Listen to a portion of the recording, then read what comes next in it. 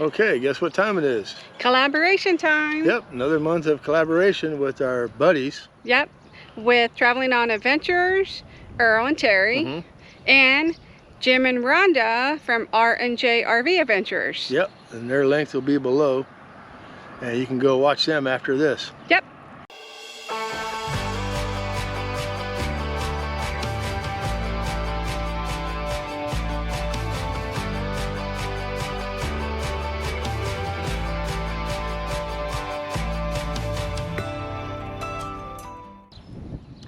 What is this month's collaboration about? What we don't like about RV parks. Yeah, there's quite a few things that we've been experiencing when, actually for us traveling, what, 8 years? Yeah. And what we came across, so that's what this topic's about. Yeah. So, you want to begin or you want me to begin? Yeah, I can begin. What we've been noticing here lately is, especially with us having Thousand Trails, they're starting a new change in Texas. I don't think it's happening elsewhere as far as they're assigning our spots. Yeah. And we ran into some difficulties with that, especially with the size of the rig that we were in. Yeah, they wanted to put us, well, first of all, they gave us 3 reservations. Want us to leave one day and come back the next. Yeah. And then put us in a spot for 21 days that had no sewer. Yeah, and what was crazy is, like Mel said, they had 3 reservations that they booked us at.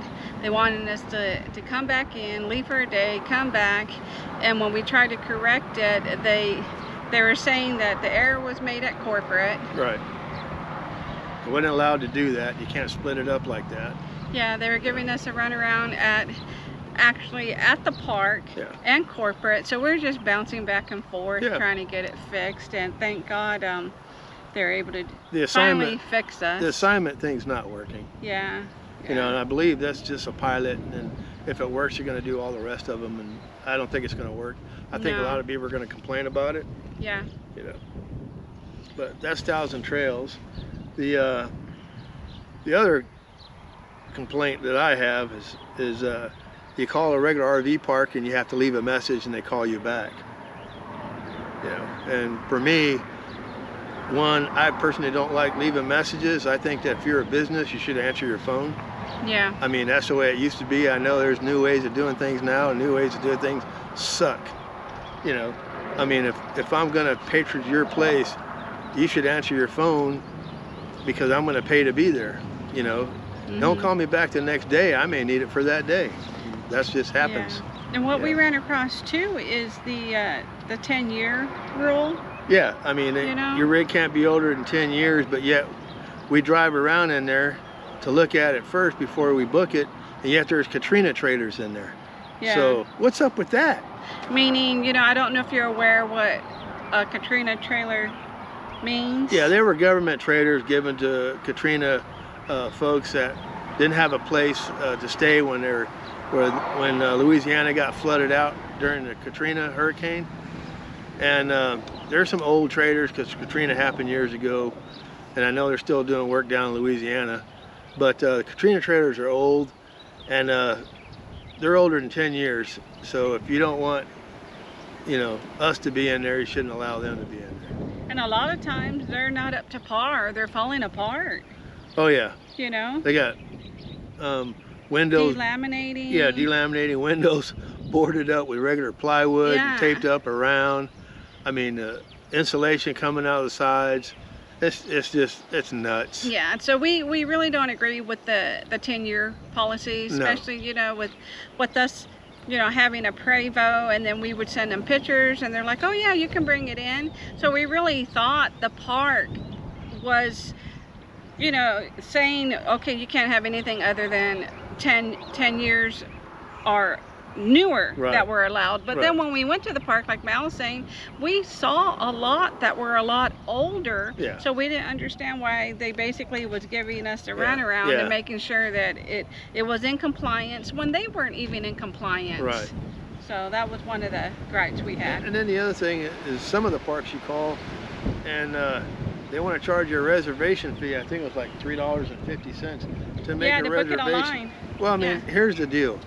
You want my patronage, but yet you charge me. That's like the grocery store charging me $3.50 to park to go in your store. Or to use their cart, their grocery cart. That's just ridiculous. Yeah. You know, yeah. you're already making money by charging the spot. So why do you want to make another charge? You know, it's ridiculous to charge $3.50 for a reservation.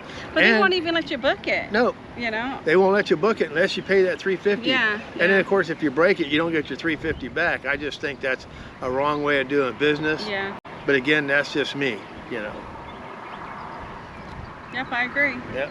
And then the other thing that irks me is some of the RV parks saying that they're resorts, and they're not resorts.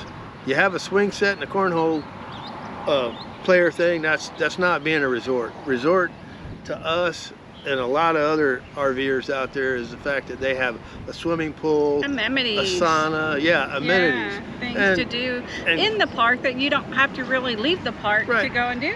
And basically, we don't use them anyways. Yeah. But don't call yourself something that you're not. That's just us. Yeah. And now I don't really want to say it's our complaint, because we had a washer and dryer in our rig, but we were told from others, from friends, that, you know, they run into situations where they try to use the facilities when it comes to washing their laundry. Right. And a lot of times the washer and dryers aren't even in service. They have maybe 2, you know, and then they can't even get in to use the laundry because they're taken, obviously, because there's so many people that utilize it. And not just that, some of them will take regular money. Yeah, some take those some you got to buy the tokens, cards. and tokens they're not the same tokens when you go to the next park. Yeah. So you got these type of tokens, these type of tokens. Come on, folks. Use the same type of system. We all use the same type of money here. Yeah. You know, why do you want to make it difficult for RVers? It makes no sense to me. I think also, honey, is there's some of the parks that don't even, when they build the RV parks, they don't even realize how they need to build going into the park as far as for when you utilize your space. Right. You know, because we've noticed when they pull out, they're all on the grass. Right. You know, because they don't make them wide enough for you to even come out. Right. You know, or level. Yeah, all the RV spots are just, they're not wide enough to enter and exit without getting on the grass. Yeah, you know? And they tell you to stay off the grass, but yet there's no way you can. It's hard not to, yeah. You know, yeah. So that's what I've been noticing, because there's been a lot of ruts that we've seen, and in this particular park, it floods when it rains, so it just keeps leaving a mess when people are trying to, you know, leave or even come in. So. Yeah, and then there are some parks that they charge for pull-throughs. They charge you extra for pull-throughs, which I think is ridiculous. You know, that to me, that's a convenience, so they charge you for convenience. Well, here's the deal. If you want to charge me for convenience, I charge for my time and my fuel to get to your place. Yeah. So you want me to pay and utilize your facilities, but yet you want to charge me for convenience. It's not convenient when I got to go, you know, 10, 15, 20 miles out of my way to get to your park. So you really need to rethink that if you're going to be in business for that, you know. And I want to bring up, not all parks do this. This park, I think, is pretty cool that they send you texts whenever they do like donut Friday. Yeah. On Friday morning, they're like, come over to the rec center. We have donuts. You know, you can have free coffee, free donuts, but yet they only buy like 2 dozen donuts. Yeah. 2 boxes. Yeah. And there's like what, over 100 spots? Yeah. And so it's like a madhouse, almost like there's people in there before the donuts get there. Yeah, it's almost like, what do they call it? Like that Black Friday where everybody's just rushing to get donuts. It's like the 2-minute warning. The movie 2-minute warning. Everybody scatter. I mean, donuts are okay. Yeah. But they're not worth getting trampled over. And then when you get there, of course, you know, for the most part, they're gone. But if you're lucky enough, there's a few left. But they've already been manhandled, so you don't even want to touch these donuts. No. No, some of them donuts look violated. They do. You don't want to touch them or eat them. No, sorry, not gonna happen. So I didn't want to bring that up. And the other issue I bring up is flags. Don't even get me started on flags. Yeah, flags. I mean, you can't wave an American flag, but other flags that have different colors on it, you can. That's ridiculous. Sorry, you know, we're in the United States. Yeah. You know, freedom. They give you like You get a warning if you end up having a flag out, you know, Yeah. and they tell you have to be what, a certain size, and Yeah. you know, it's just craziness. And we all just want to go out, enjoy ourselves, Yeah. enjoy RVing, camping, whatever you want to do, you Yeah. know. But you got all these different rules that kind of spoils the fun of it. And I get you know? rules because Yeah. I know there had to be some knucklehead that had to mess up something. And it Yeah. always takes one idiot to mess it up for everybody. Right. And the idiot's always there before we get there. And so stuff is already, well, can't do this, can't do that, Yeah. can't do that, you know. It's nice to know, to tell me that before we drive all this way, Yep. you know. It's just nuts. And the other thing is that gets me is they put the spots too close. Oh yeah. When we were RVing in Arizona, Yeah. when we came through to check in, the guy, you know, they did assign spots there. He happened to tell us that we were going to be his neighbor, and at that time we had slides, and he said, can you just be careful when you open your slide that you don't hit my RV with your slide? We were probably 2 inches away. Yeah, so that kind of told us how close Yeah. we were going to be. Yeah, we could You know, open the window and hand them something. it was just crazy. And I pulled over as far as I could, so I mean, it's ridiculous when they design these things. The people that design them, I don't think they've ever been RVing. Yeah. They don't understand, you know, and I get it that some of these parks are older, and I get that, but they need to upgrade. I mean, if you're gonna be in business for 30, 40 years and you're just gonna have 30-foot slots, that's not gonna work. You need to upgrade your infrastructure. Yeah, 'cause the thing is, you know, the parks are older, and like Mel said, they're not improving them, but the RVs are getting bigger. Yeah, yeah, So how are they supposed to even utilize the, Yeah. you know, the parks? yeah. So You know, think about the buses. We can't go down to 30 amp. You know, we can't No. dog bone. We have to have 50 amp. yeah. And that's yeah. another thing. A lot of the parks are not allowing you to dog bone down to 30 amps. Yep. So that's a new thing coming out too with a lot of RV parks. Mhm. You know, if you're a 50 amp, they want They you want plugged you in. in a 50 amp. Yeah, but then again, if they want you in a 50 amp, they're going to charge you more for the 50 amp Yeah. versus a 30 amp. You know, so that's just Yeah. another gripe for me. Well, let us know if you experienced anything, you know, at RV parks, what you feel that we should know, and anything that was, I guess, a bad experience that you Yeah. might have had. We'd love to read your comments, respond to every comment. Oh yeah. Mm-hmm.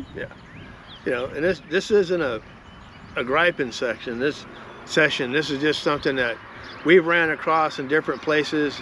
We've been pretty much all over the United States, and 8 years Yeah. we've been, you know, In an RV. RV. We might not have been out of Texas during the first beginning of the 8 years, but we've been in an Yeah. RV for a long time, Yeah. and we've seen a lot of things. So yeah, and a lot of things we don't agree with, and we just Yeah. don't think it's fair to Yeah. us or other RVers, and we think, you know, that some of these places, the way they do business, really need to change. Yep. You know, but that's our take on it.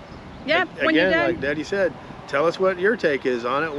What you've seen. yeah, If what you you've full-time, experienced it. part-time. Yeah. Yeah, definitely. So once you're done watching this video, it is a collaboration. So please go over and watch Traveling on Adventures, Aaron on Terry, Right. and also Rhonda and Jim at R&J RV Adventures. Yeah, you'll enjoy their Mhm. takes on it as well. Yeah, most definitely. Yeah. If you can, please like, Subscribe give us a thumbs up. and leave a comment. We appreciate Yeah, it. sometimes leave 2 comments. Yeah. We're good with that. And we'll There's, see. there's some people that leave 3 or 4 comments. Hey, we're happy Yeah, with we're that. happy, and we'll respond to every comment. Yeah. So we'll see you again next month on the next collaboration. Yeah. Thanks Bye. for watching. Thank you. Bye. I just wanna hold you. I just wanna look into your eyes and tell you that I want you. You know you make me feel so alive. Can't stop thinking about you day and night. Love it when you kiss me, love it when we touch. Every time I'm down